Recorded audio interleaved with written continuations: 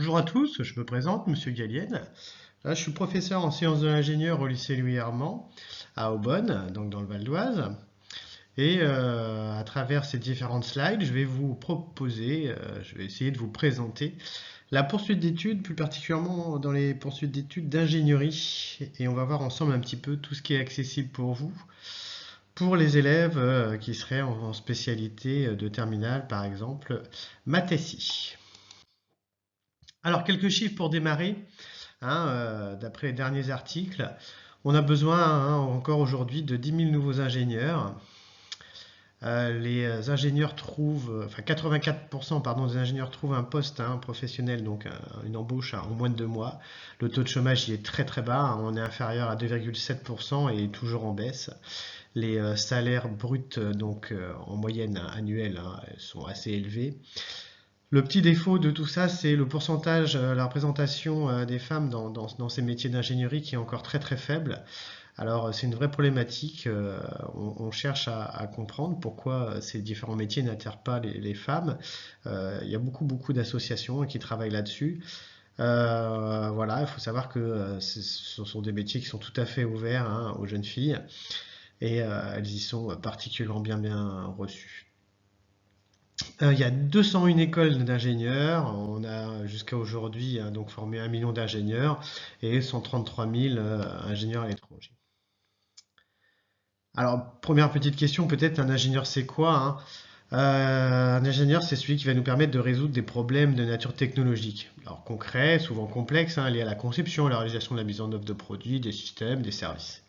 Donc il existe une grande diversité de métiers dans le domaine de l'ingénierie. On peut parler des domaines d'ingénierie en informatique, dans la recherche, dans les études, d'essais, ingénieur commercial, matériaux, conception, aéronautique, méthode, structure, etc., ergonomie.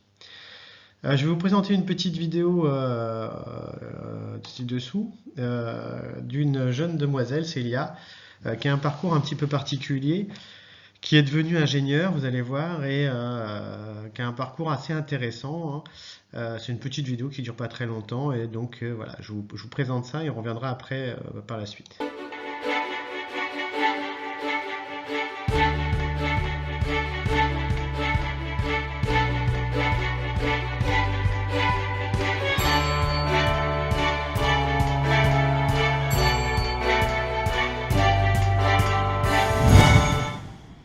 Je m'appelle Célia Farsi, je suis Comment intégrer une école d'ingénieur?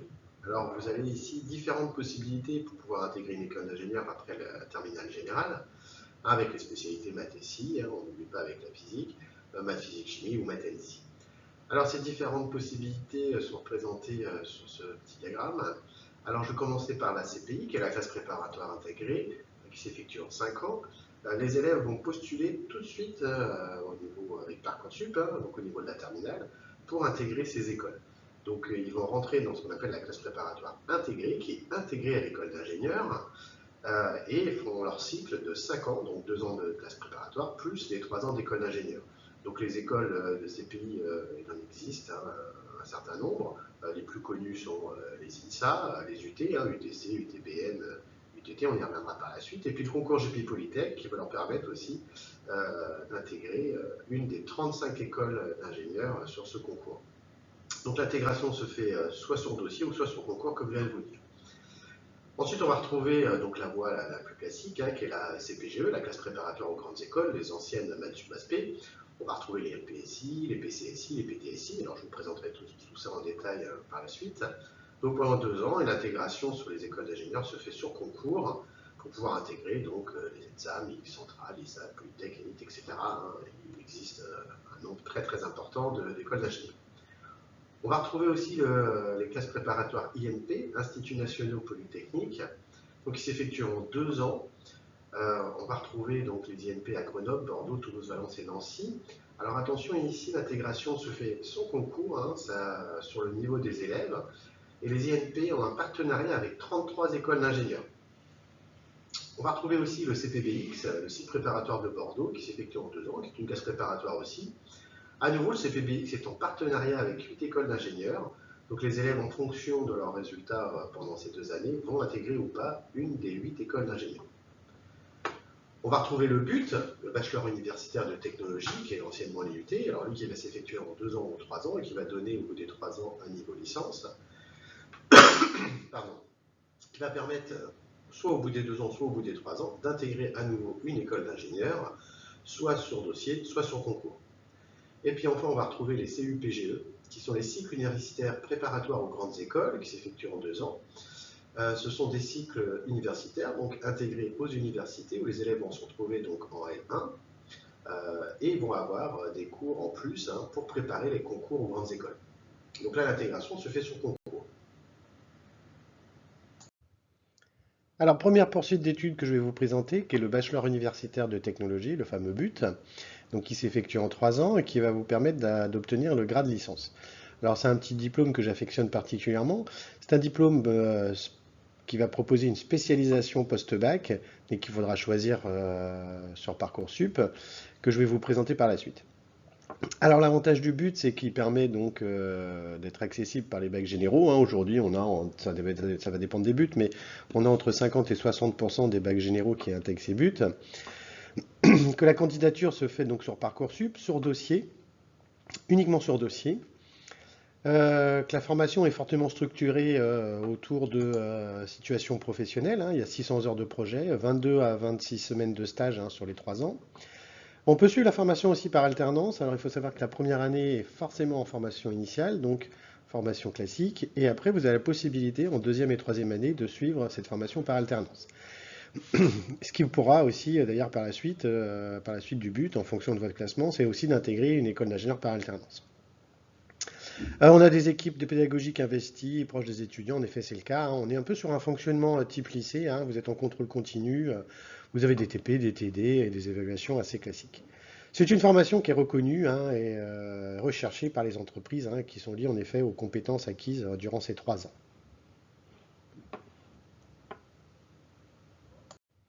Alors voilà comment est structuré le BUT. On va retrouver donc les 3 années, première, deuxième et troisième année, qui va donner donc le grade de licence. Donc il faut savoir, au bout de la 2e année, vous avez la possibilité pour les meilleurs élèves, c'est de postuler vers des écoles d'ingénieurs. Donc soit sur dossier, soit sur concours. Il faut savoir que les meilleurs élèves de BUT intègrent facilement des écoles d'ingénieurs. C'est un parcours que j'affectionne particulièrement. J'ai beaucoup d'élèves qui ne voudraient pas s'orienter vers des classes préparatoires, qui demandent beaucoup d'investissement et qui sont très théoriques, qui vont partir vers un BUT et qui vont intégrer donc une école d'ingénieurs, évidemment, dans la spécialité du BUT. Pour vous donner un exemple, si vous faites un BUT génie civil, vous allez donc vous orienter vers une école génie civil. Voilà, ça c'est au bout de la 2e année. Pour les élèves qui n'intégreraient pas cette école d'ingénieur, ils ont la possibilité de poursuivre vers la 3e année et d'obtenir donc le BUT avec le grade de licence. À ce moment-là, vous avez la possibilité aussi de redemander une école d'ingénieur ou d'effectuer un master professionnalisant, donc un master de 2 ans, qui va vous professionnaliser donc dans un domaine très précis, dans le domaine dans lequel vous avez passé votre BUT, et va vous permettre donc d'avoir une insertion professionnelle avec un titre donc de master, donc un bac plus 5, qui finalement ressemble un peu à une formation d'ingénieur. Donc vous sortez avec une formation quasiment d'ingénieur, sans évidemment le titre d'ingénieur. Voilà, très joli diplôme. J'ai beaucoup d'élèves qui partent en BUT, un certain nombre qui intègrent les écoles d'ingénieurs. Pour vous donner une idée, voilà, sur une promotion environ de 100 élèves, il y a environ, alors ça va dépendre des BUT, parfois c'est plus, il y a 25 élèves qui sont quasiment assurés d'intégrer une école d'ingénieur. Alors ici, je vous présente les différentes spécialités des BUT. Alors, les BUT de production, il existe aussi des BUT tertiaires, mais bon, ce n'est pas l'objet de cette présentation. Donc voici les spécialités des différents BUT, vous voyez qu'il y en a beaucoup. On va commencer par le MMI, qui sont les métiers du multimédia de l'Internet. Ensuite, vous avez le GE2I, qui est un BUT qui est très connu, un très bon BUT, où j'en vois pas mal d'élèves, en génie électronique et informatique industrielle. C'est un petit peu la suite des sciences de l'ingénieur. Ensuite, vous avez le RIT, réseau et télécommunications, le BUT informatique. Ensuite, le BUT GMP, où j'en vois aussi pas mal d'élèves. Le BUT mesure physique, c'est certainement le BUT le plus généraliste ici. Donc peut-être celui qui va demander un niveau un petit peu supérieur aux autres. Ensuite, le packaging en ballon et conditionnement, le fameux Clio, le sciences et génie matériaux et le GIM, génie industriel et maintenance. Pour les BUT que je vais vous présenter là, il est fortement recommandé de prendre maths, physique, chimie pour uniquement ces 3 BUT, et dont un d'ailleurs il faudra garder la spécialité SVT. Donc le BUT chimie évidemment, et le BUT génie biologique, et le BUT génie chimique et génie des procédés. Je reviens sur les derniers buts ici, construction, énergie et sécurité. On va retrouver le génie civil et construction durable, le MT2E, métier, la transition et l'efficacité énergétique, et le HSE, hygiène, sécurité et environnement. Donc pour l'ensemble de ces buts, hein, à part je vous dis les 3 buts qui sont ici, vous allez voir que ce qui est recommandé, c'est en effet de poursuivre en terminale donc la spécialité sciences de l'ingénieur, auquel, je vous rappelle, hein, vient se greffer 2 heures de physique en plus. Hein. Attention, ça c'est important. Hein. Pour ceux qui poursuivraient là ici, pour éviter qu'ils aient plus de physique en terminale, hein, ils vont avoir 2 heures de physique en plus. Alors pas de chimie, hein, c'est pour ça que l'ensemble de ces buts n'est pas préconisé, hein, qu'il faudra garder la chimie évidemment en terminale, donc la physique-chimie. Mais pour les autres, hein, vous allez voir, il est vraiment préconisé de garder les sciences de l'ingénieur avec les 2 heures de physique en plus. Alors je viens de vous en parler, en effet, ce qui est préconisé hein, pour les buts de production, hein, donc l'ensemble des buts que je viens de vous proposer, c'est en effet, on vous dit même qu'il est fortement recommandé hein, de garder en terminale les sciences de l'ingénieur et les mathématiques. En effet, hein, la spécialité sciences de l'ingénieur va permettre hein, aux élèves voilà, d'avoir une belle poursuite d'études et d'avoir des compétences à associer hein, aux différents buts que j'ai cités précédemment. Alors on va passer aux classes préparatoires aux grandes écoles, les fameuses Mathsup MASP. Il en existe plusieurs, hein, on va y regarder ensemble, et puis on va regarder un petit peu voilà, quelles sont les possibilités des élèves de choisir ces différentes classes préparatoires. Alors on est sur des classes préparatoires très théoriques, hein, très scientifiques, qui vont demander une quantité de travail quand même assez conséquente. Après, en effet, ça reste la voie royale pour intégrer les écoles d'ingénieurs. Sur concours, on va le voir, mais ça reste des formations très théoriques et qui ne sont pas forcément adaptées à tous nos élèves. On va commencer par la MP2I, hein, maths, physique, ingénierie informatique. Alors ici, ce que je nomme, c'est la première année hein, en classe préparatoire. Ensuite, on va retrouver maths, physique, sciences de l'ingénieur, physique, chimie, sciences de l'ingénieur, physique, technologie, sciences de l'ingénieur. Et ici, c'est plus une classe préparatoire pour les élèves qui seraient orientés vers des spécialités comme la SVT, où c'est biologie, chimie, physique, sciences et vie de la Terre. Donc je reviendrai moins, hein, je ne la représenterai pas d'ailleurs complètement, hein, cette classe préparatoire, parce qu'en effet, ce n'est pas forcément les élèves qui sont intéressés par cette classe préparatoire. Donc les 2 classes préparatoires les plus théoriques sont là. Alors les plus théoriques pourquoi? Parce que c'est là où il y a le plus de maths. Bon, globalement, on ne va pas se cacher, hein, dans toutes ces classes préparatoires, les maths sont prépondérants hein, au niveau des effectifs des heures de cours. Mais en effet, ce sont les 2 classes préparatoires les plus théoriques et donc les plus difficiles. Une fois que vous avez intégré la MP2I, vous avez la possibilité de passer en deuxième année en MPI. Hein, c'est on va dire la voie classique. La MPSI vous permet aussi d'intégrer la MP en deuxième année, donc maths physique, mais aussi de basculer hein, vers une PSI pour les élèves qui voudraient s'orienter avec plus de sciences de l'ingénieur. La PCSI va vous donner accès soit en deuxième année à une PC, physique-chimie, soit à une PSI. Alors typiquement, pour les élèves qui voudraient intégrer une PC, hein, il n'est pas recommandé de poursuivre les sciences de l'ingénieur en terminale. Pourquoi? Parce que vous n'allez plus faire de chimie, mais uniquement de la physique. Et donc, voilà, il est préférable d'abandonner la SI hein, pour ceux qui voudraient s'orienter vers la PC. Alors ce choix hein, se fait entre la PCSI et la PC, se fait à la fin du premier semestre. C'est-à-dire qu'à la fin du premier semestre, on va demander aux élèves de choisir s'ils veulent s'orienter vers plus de sciences de l'ingénieur ou plus de chimie. Et à partir du deuxième semestre, donc les élèves vont avoir des horaires adaptés avec plus de SI ou plus de chimie. Enfin, la PTSI donne accès à la PT, très rarement à la PSI. Hein, cette passerelle ici qui est là existe que très rarement. Généralement, les élèves vont s'orienter vers une PT. Alors, je vais vous présenter plus particulièrement cette classe préparatoire, parce que c'est une classe préparatoire, vous allez voir, on va retrouver beaucoup de sciences de l'ingénieur, donc ça c'est ce qui m'intéresse, hein, surtout pour mes élèves. Voilà, j'envoie principalement mes élèves ici en PTSI, PT. Et puis, je vais vous présenter aussi les chiffres. Hein. Vous allez voir que le taux d'intégration sur ces classes préparatoires est vraiment très supérieur à l'ensemble des autres. Ici, vous avez des petites étoiles. Alors, il faut savoir que c'est ce qu'on appelle les classes étoilées, c'est-à-dire que certaines classes préparatoires proposent en deuxième année des classes étoilées. C'est-à-dire qu'on va prendre les meilleurs élèves de première année, qu'on va mettre dans une classe étoilée, ce sont les meilleurs. Hein. Pourquoi? Pour les préparer, on va dire, aux grands concours, c'est-à-dire aux écoles de rang A, hein, si on doit les citer, hein, Polytechnique, les centrales, les écoles d'ingénieurs des mines, et puis l'ENSAM par exemple. Alors, comment se fait ce choix de classe préparatoire? C'est vrai que c'est délicat hein, de choisir. Alors, généralement, si on arrive à choisir déjà une école d'ingénieur, et après, il est assez facile d'aller identifier quelle classe préparatoire faire pour se donner, pour maximiser, on va dire, le nombre, les chances d'intégrer cette école. Après, en effet, quand on n'a pas choisi vraiment d'école d'ingénieur, on va plutôt le faire par, voilà, par défaut ou par affinité en fonction des matières qui sont proposées. En deuxième année, donc à partir du mois d'avril, les élèves vont passer une banque d'épreuves de concours. Je vous l'ai dit, hein, concours central, concours des mines, concours CCINP, etc. hein. Donc ils vont passer ces différents concours. Donc d'abord une première épreuve à l'écrit, et puis après, au mois de juin, juillet, hein, une épreuve à l'oral qui va permettre donc d'obtenir l'admissibilité dans les écoles. Voilà un petit peu pour ces différentes classes préparatoires. Alors les horaires de ces classes préparatoires, je vous présente les horaires pour la MPSI, pour la PCSI, puis pour la PTSI.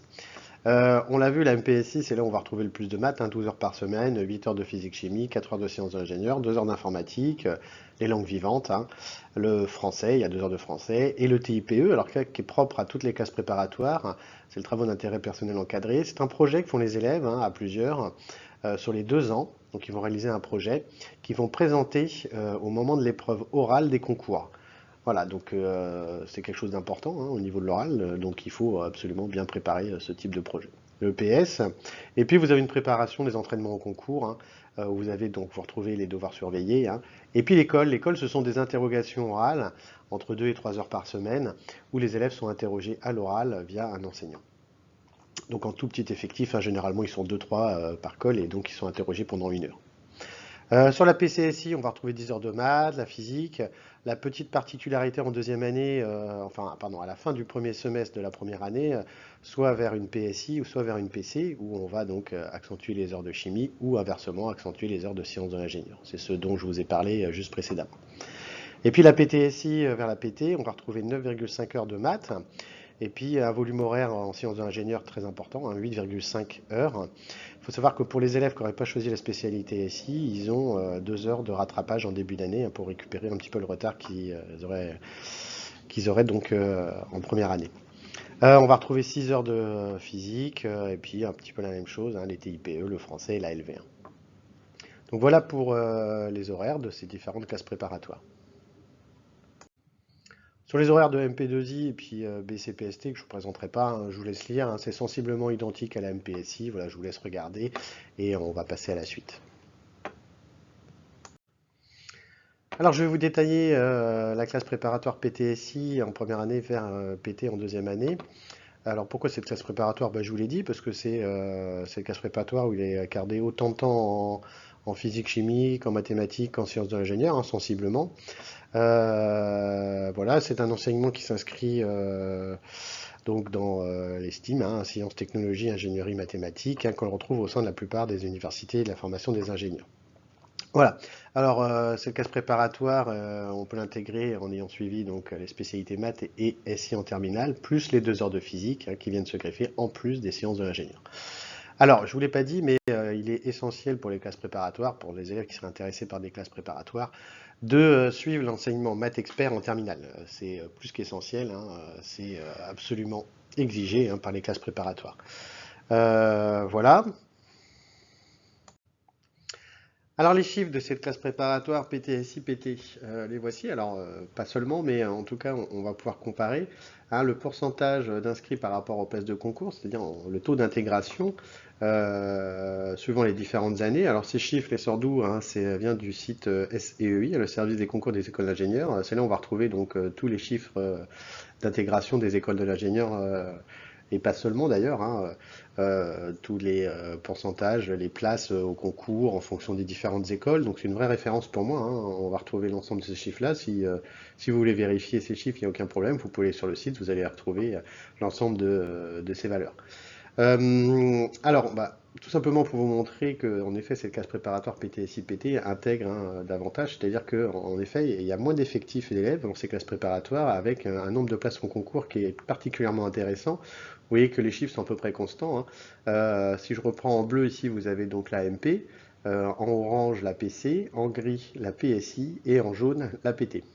Donc on voit que les chiffres, 82%, 88, 88, 84 sont assez constants sur les, on va dire les 4 dernières années. Et donc le taux d'intégration en effet est supérieur en PT par rapport aux autres classes préparatoires. Voilà ce que je voulais vous présenter. Alors ici, je vous donne à peu près, voilà, c'était en 2021, mais en tout cas le nombre de places par rapport aux écoles d'ingénieurs en deuxième année pour la classe préparatoire PT.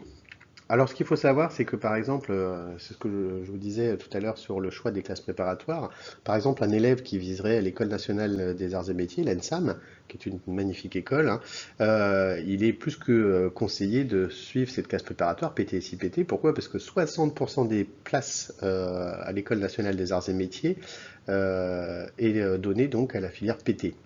C'est-à-dire que si vous voulez intégrer l'ENSAM, en effet, il va falloir vraiment absolument faire PT-SI et PT, c'est là où vous avez le plus de chances d'intégrer.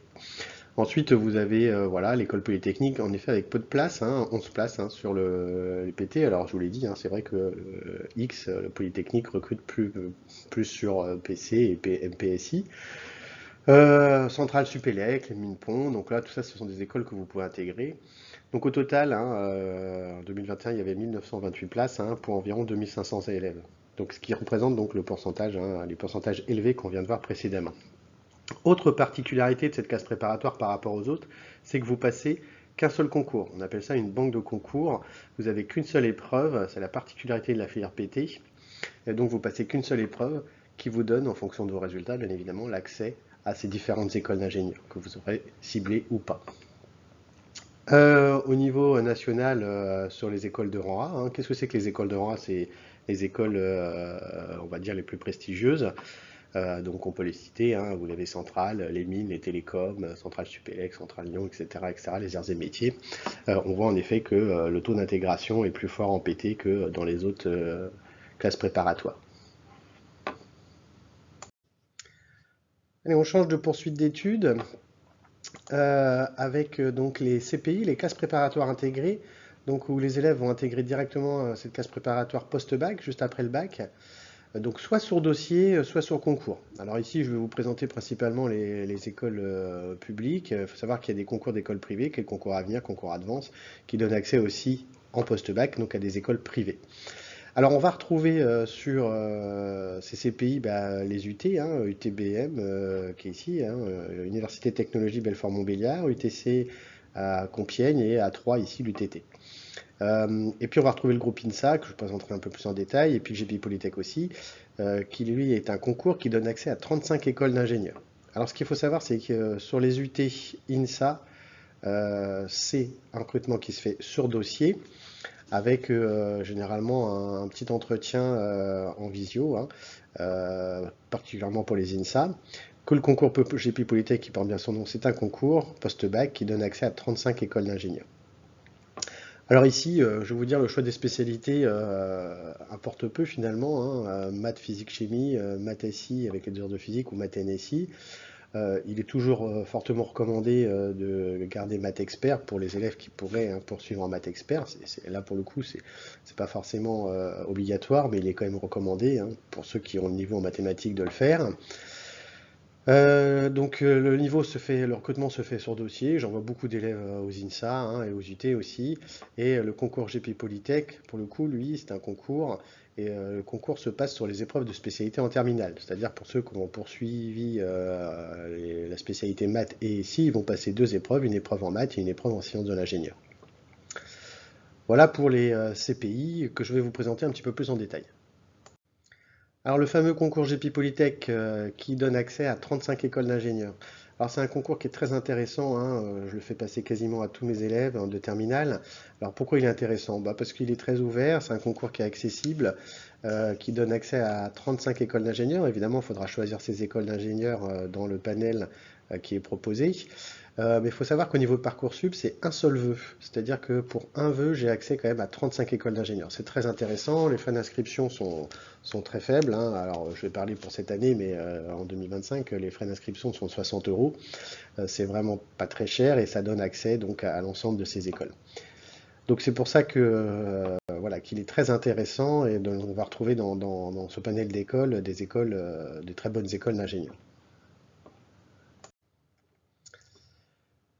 Alors, toujours sur le concours GP Polytech, donc 189 spécialités, dont 71 par apprentissage. Donc en effet, il y a pas mal d'écoles d'ingénieurs qui proposent l'apprentissage.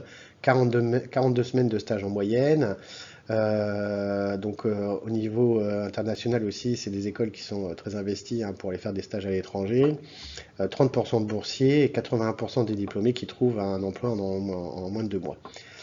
500 étudiants préparent un double diplôme chaque année. On peut citer par exemple des diplômes architecture, génie civil, ingénieur génie civil par exemple, en tant que double diplôme. Donc le recrutement se fait sur dossier et sur concours. On l'a vu, alors vous allez voir, les élèves passent un concours, mais en fait ils ont 2 notes, c'est-à-dire une première note sur dossier, sur leur dossier de terminale, hein, et ils passent une épreuve écrite. C'est un QCM en maths.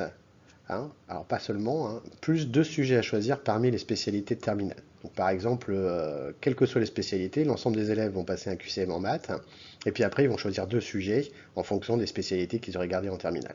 Par exemple pour mes élèves, hein, ça sera maths et sci évidemment. Vous pouvez retrouver toutes les informations sur le site qui est très très bien fait, je vous conseille d'aller voir. Voilà, c'est un petit concours vraiment très très intéressant et qui donne accès à de très bonnes écoles d'ingénieurs pour nos élèves. Alors, les universités de technologie, alors ça s'appelle comme ça, mais ce sont bien des écoles d'ingénieurs. On va retrouver les trois, UTC, UTT, UTBM, sachant que l'UTC étant la plus prestigieuse, hein, et la plus difficile à avoir. Il faut savoir que pour rentrer à l'UTC, il faut un excellent dossier quand même en terminale.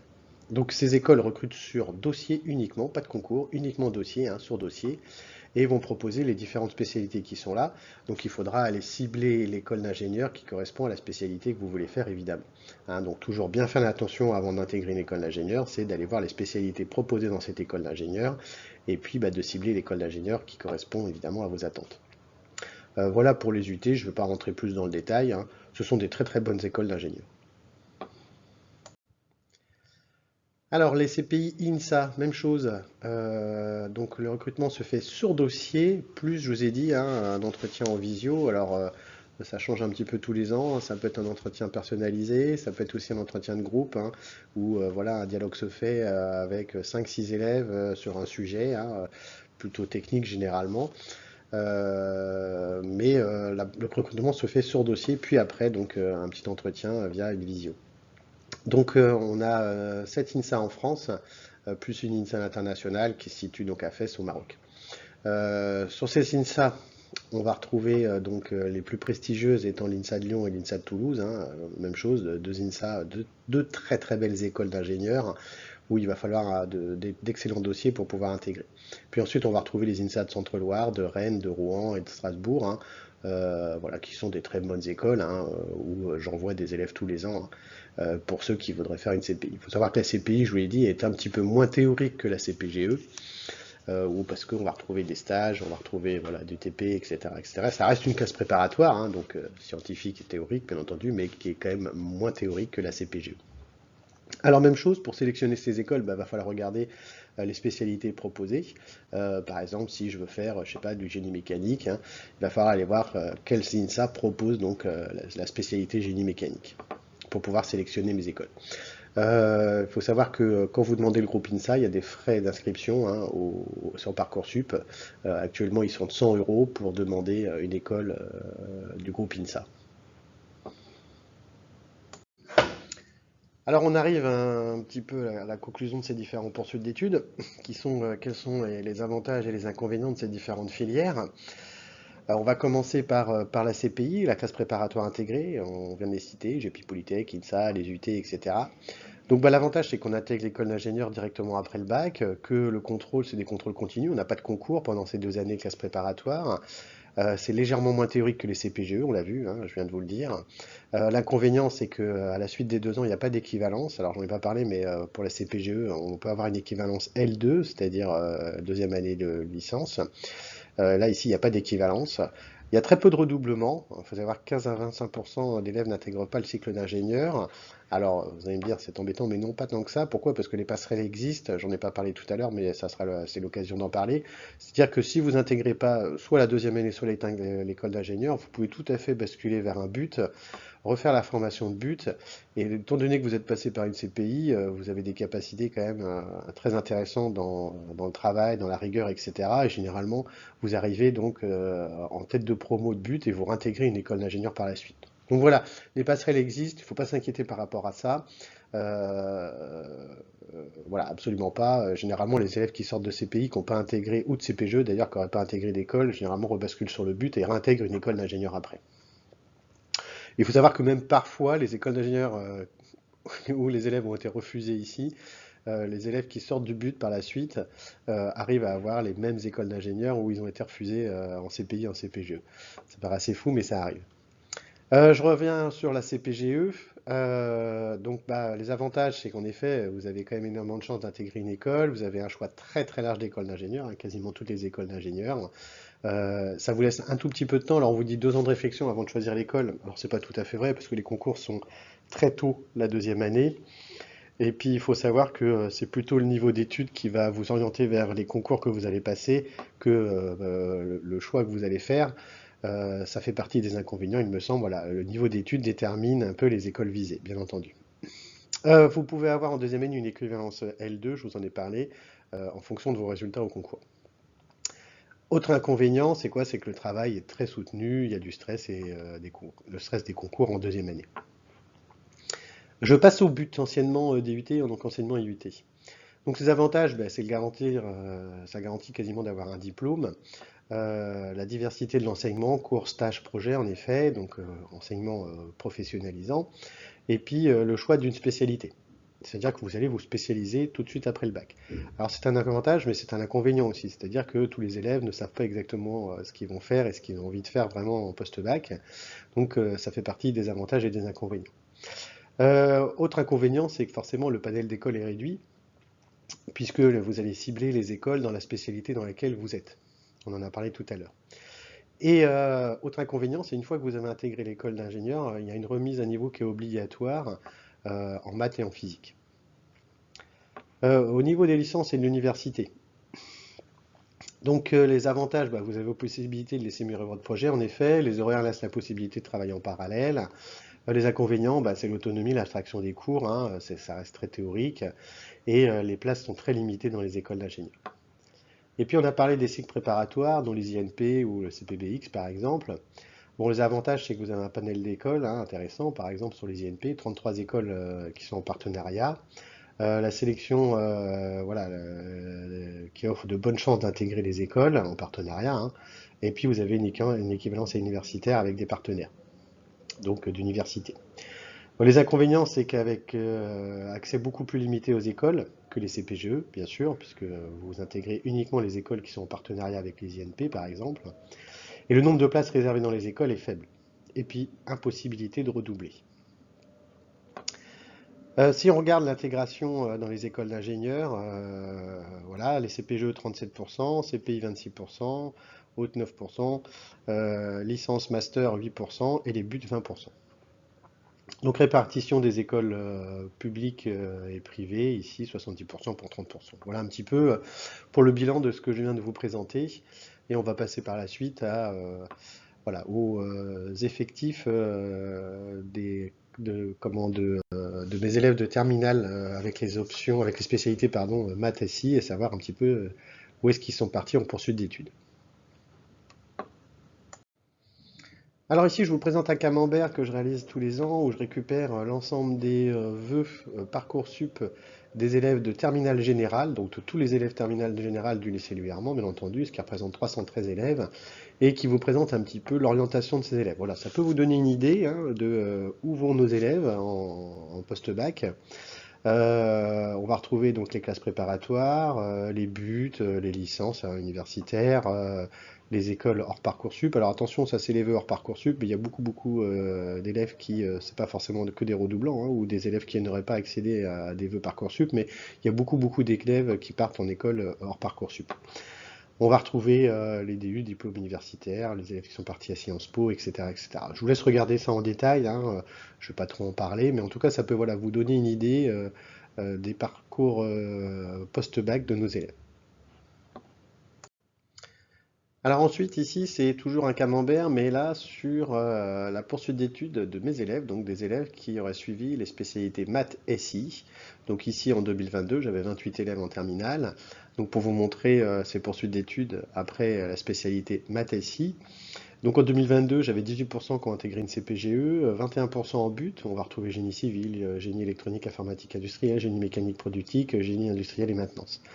Un nombre important qui intègre des CPI. Alors vous allez voir, c'est très variable en fonction des années. Il y a des élèves qui préfèrent intégrer une CPI qu'une CPGE.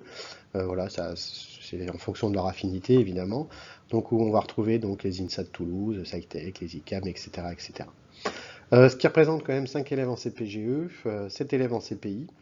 Donc 15 élèves sur l'ensemble du lycée donc en CPGE et 19 élèves en CPI sur l'ensemble du lycée. Voilà, donc vous voyez un pourcentage hein, d'élèves qui intègrent directement des écoles, soit des classes, enfin des classes préparatoires plutôt, pourcentage important hein, d'élèves.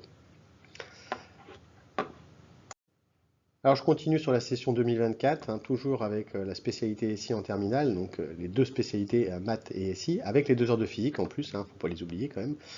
Voilà, je vous laisse regarder aussi, hein, donc 33% en but, ici en école d'ingénieur, privé 17%, en CPI 20% et 7% en classe préparatoire.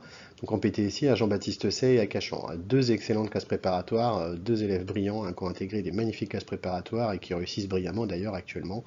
Voilà. Voilà, je vous laisse regarder un petit peu ça et je vais passer à l'année dernière. Alors pour l'année 2025, donc voilà, donc j'ai des élèves en but, en CPI public, donc INSA de Lyon, INSA de Rouen, INSA d'Hauts-de-France, à l'ENI de Tarbes et puis à CYTech, hein, qui est une école d'ingénieur donc privée mais qui est à Cergy, une belle école aussi. Des écoles spécialisées, universités, 2 élèves en CPGE, donc en PTSI au lycée Livette hein, à Nantes hein, et en PTSI à Marie Curie hein, dans l'Oise. Voilà, des buts GMP, GE2I, le Clio, et puis des très belles CPI, hein. Voilà, vous voyez que là, ici, cette année, beaucoup plus d'élèves ont intégré des CPI, mais avec une belle réussite, hein. Un élève à l'INSA de Lyon, hein, à l'INSA de Rouen, l'INSA d'Hauts-de-France, et puis aussi un élève qui a intégré l'ENI de Tarbes sur le concours GEPI Polytech. Alors, quelques diaporamas que je vous laisserai regarder plus en détail, mais que je vais quand même vous présenter assez rapidement. C'est les parcours en fonction des spécialités vers des CPGE, CPI et BUT. Donc ici, on va retrouver les spécialités. Ici, donc, les vœux qui ont été faits hein, vers une CPGE, hein, en pourcentage d'effectifs élèves, les élèves qui reçoivent une proposition et les élèves qui acceptent une proposition. Voilà, tout simplement pour vous présenter hein, que les maths plus ici intègrent, hein, juste derrière les maths PC hein, évidemment, mais intègrent aussi pas mal de classes préparatoires et, comme je vous l'ai présenté, beaucoup plus hein, en PTSI. Alors sur les parcours vers des CPI, donc les classes préparatoires intégrées, les écoles d'ingénieurs, donc on va retrouver les mêmes chiffres, enfin pas les mêmes chiffres, pardon, le même tableau, et on peut s'apercevoir que ici, hein, les maths SI et maths NSI et maths SI intègrent plus en CPI hein, au niveau pourcentage. Ça c'est intéressant, hein, je vous l'ai dit, en effet, hein, j'ai beaucoup d'élèves qui intègrent des classes préparatoires intégrées. Et enfin, pour terminer, le même tableau, mais pour les buts, hein, en fonction des spécialités, où en effet, hein, je vous l'ai dit, hein, pour les buts de production, hein, les spécialités maths, SI, plus les 2 heures de physique sont recommandées. Et on voit que le pourcentage, en effet, est plus important hein, pour l'intégration en but avec les spécialités maths, SI. Alors, un dernier mot pour conclure cette présentation, un petit peu longue, je vous l'accorde, mais parce qu'il y a matière à dire. Ce dernier mot, je le ferai par rapport à nos élèves, hein. On est sur un lycée qu'on pourrait citer lycée de banlieue, et malgré ça, on a des élèves qui intègrent des très belles écoles. Voilà, il faut être ambitieux, on a des élèves brillants, d'autres élèves moins brillants, mais qui arrivent aussi à intégrer un grand nombre d'écoles d'ingénieurs. Ici, je vous ai mis une petite liste des écoles de nos anciens élèves qui ont intégré ces différentes écoles. Voilà, il faut avoir des ambitions et quelles que soient vos spécialités, il faut savoir que ces écoles sont envisageables. Voilà, ça sera le mot de la fin. Je vous remercie d'avoir suivi cette présentation sur l'orientation et sur la poursuite d'études dans l'ingénierie.